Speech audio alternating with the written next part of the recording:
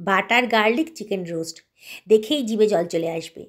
এটা আপনারা বাড়িতে কোনো গেস্ট এলে চটজলদি তৈরি করে দিতে পারেন। স্টার্টারে এই রেসিপিটা খুবই সুস্বাদু হবে আর বানানো একেবারেই সোজা।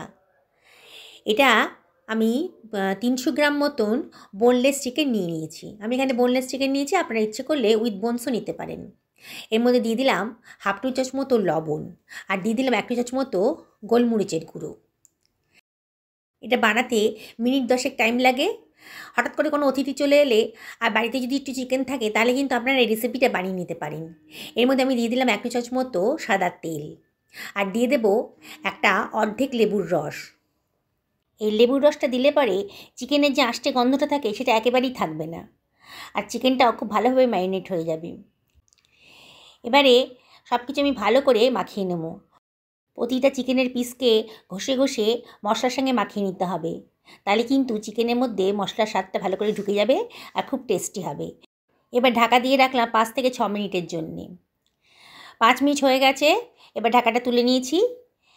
এবারে আমি এর ভেতরে দিয়ে দেব 2 টেবিল চামচ মতো ময়দা। ময়দাটা দেওয়ার পর আমি এর ভেতর দিয়ে দিচ্ছি আরও 1 টেবিল চামচ মতো সাদা তেল। তেলটা দিলাম কারণ তাহলে ময়দা আর মশলাগুলোর সাথে চিকেনের পিসগুলো ভালো করে মিশে যাবে। খুব ভালো করে আবারও মাখিয়ে নিতে হবে। খুব ভালো করে মাখিয়ে নিচ্ছি।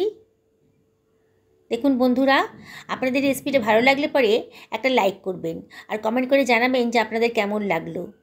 একেবারেই বানানোটা সোজা, যে একবার দেখবে সেই কিন্তু এটা বানিয়ে ফেলতে পারবেন আর খেতে কিন্তু সত্যি দুর্ধর্ষ হয়। একটা ফ্রাই প্যান গরম করে নিয়েছি, এর ভেতর দিয়ে দিলাম 1 টেবিল চামচ মতো সাদা তেল। এই রেসিপিটা একেবারে কম তেল মশলা দিয়েই হয়। আপনারা দেখে অবাক হয়ে যাবেন যে এত কম তেল মশলা দিয়ে এত সুস্বাদু একটা টেস্টি রেসিপি তৈরি হয়ে যাচ্ছে। ফ্রাই প্যানে তেলটা গরম হয়ে যাওয়ার পর আমি চিকেনের পিসগুলোকে পরপর সাজিয়ে দিচ্ছি।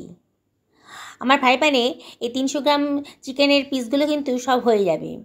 পরপর সব সাজিয়ে দিলাম আর গ্যাসের ফ্লেমটাকে আমি মিডিয়াম টু হাইতে রেখেছি। দেখুন মিনিট 2-এর মধ্যেই কিন্তু ওপরের পোর্শনটা শুকিয়ে গেছে, তোমার নিচের পোর্শনটাও হয়ে এসছে। আমি একটু ওলট পালট করে দিচ্ছি। দেখুন একটা গোল্ডেন কালার কিন্তু এসে গেছে নিচের পোর্শনে। এইভাবে সমস্ত মাংসের পিসগুলোকে আমি একটা চামচ দিয়ে ওলট পালট করে দিচ্ছি। প্রতিটা চিকেন কিন্তু গোল্ডেন ব্রাউন হয়ে গেছে। দেখুন পিসগুলো কালার কিন্তু পুরো চেঞ্জ হয়ে গেছে। এবার সব কিছু ভালো করে নাড়াচাড়া করে পিসগুলোকে আরও একটু ফ্রাই করে নিচ্ছি। এই শ্যালো ফ্রাই করতে হবে। সুন্দর একটা কালার চলে এসছে। বানানোটা একেবারেই সোজা। এবার দেখুন আমার হয়ে গেছে। আমি এটাকে অন্য একটা পাত্রের ভেতর ঢেলে রাখছি। বন্ধুরা, আমি আপনাদেরকে রিকোয়েস্ট করব অবশ্যই আপনারা একদিন এরম করে বানাবেন। এবার ওই ফ্রাই প্যানের ভেতর দিয়ে দিলাম আমি 1.5 টেবিল চামচ মতো বাটার। দিয়ে বাটারটা এখন লো ফ্লেমে রেখেছি, নাহলে বাটারটা পুড়ে যাবে। আর বাটারটাকে একটু গলিয়ে নিচ্ছি। বাটারটা গলে যাওয়ার পর আমি এর ভেতর দিয়ে দিচ্ছি বেশ খানিকটা গ্রেট করা রসুন।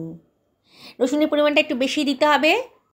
আমি একটা বড় সাইজের রসুনকে খোসা ছাড়িয়ে কোয়াগুলোকে গ্রেট করে নিয়েছি। রসুনটা বেশ ভাজা ভাজা মতো হয়ে গেছে, অনবরত কিন্তু নাড়তে হবে। দেখুন রসুনটা কালারটা চেঞ্জ হয়ে গেছে। এবারে আমি এর ভেতরে দিয়ে দেব 1 টেবিল চামচ মতো ময়দা। ময়দাটা দিয়ে আবার সব কিছু ভালো করে মিশিয়ে নিচ্ছি। অনবরত কিন্তু নাড়তে হবে, নাহলে কিন্তু পোড়া ধরে যাবে। খুব ভালো করে ময়দার সাথে রসুনটা ভালো করে মিশিয়ে নিয়েছি। দেখুন ময়দার কাঁচা ভাবটা একেবারেই চলে গেছে যখন, তখন আমি এর ভেতর দিয়ে দেব হাফ বাটি মতন জল। আপনাদের এখানে যদি চিকেন স্টক থাকে তাহলে আপনারা চিকেন স্টকটা দিতে পারেন। এবার সব কিছু ভালো করে মিশিয়ে নিচ্ছি। অনবরত নাড়তে হবে। দেখুন আমার কিন্তু স্মুথ একটা পেস্ট তৈরি হয়ে গেছে। এবার আমি ফ্রাই করে রাখা চিকেনের পিস টুকরোগুলোকে দিয়ে দিচ্ছি। দিয়ে আবারও সব কিছু ভালো করে মিশিয়ে নিচ্ছি। গ্যাসের ফ্লেমটা আমি এখন মিডিয়াম টু হাইতে রেখেছি আর অনবরত কিন্তু নাড়তে হবে। সব কিছু ভালো করে মিনিটখানেক কষিয়ে নেওয়ার পর এবার আমি এর ভেতর দিয়ে দিচ্ছি হাফ টেবিল চামচ মতো অরিগানো। এটা যে কোনো গ্রসারি শপেই পাওয়া যায়। এটা দিলে পরে খুব টেস্টি হবে, তবে না থাকলে দেবেন না। এর ভেতর দিয়ে দেবো আমি 1 টেবিল চামচ মতো গোলমরিচের গুঁড়ো। খুবই টেস্টি হবে। এই রান্নার স্বাদ কিন্তু এই গোলমরিচের গুঁড়োর জন্যই অনেক গুণ বেড়ে যাবে। আবার আমি সব কিছু ভালো করে মিশিয়ে নিচ্ছি। দেখুন বন্ধুরা, কত তাড়াতাড়ি কত সুন্দর একটা রেসিপি তৈরি হয়ে গেল। স্টার্টারে খাওয়ার জন্য একেবারে উপযুক্ত। এটা একটা খেলে মন ভরবে না। আমি এর মধ্যে দিয়ে দিলাম 1 টেবিল চামচ মতো সোয়া সস, আর দিয়ে দিলাম খানিকটা ধনেপাতা কুচি। আবারও সব কিছু ভালো করে মিশিয়ে নিচ্ছি। দেখুন বন্ধুরা, দেখেই কিন্তু লোভ লেগে যাচ্ছে। অবশ্যই বাড়িতে বানাবেন। আর যারা আজকে আমার চ্যানেলে নতুন, তাদেরকে আমি রিকোয়েস্ট করবো আমার চ্যানেলটাকে সাবস্ক্রাইব করার জন্য। আর যারা ফেসবুক থেকে দেখছেন, তাদেরকে আমি রিকোয়েস্ট করবো আমার পেজটা ফলো করার জন্যে। বন্ধুরা দেখুন কত তাড়াতাড়ি সুন্দর একটা স্টার্টারের রেসিপি তৈরি হয়ে গেল।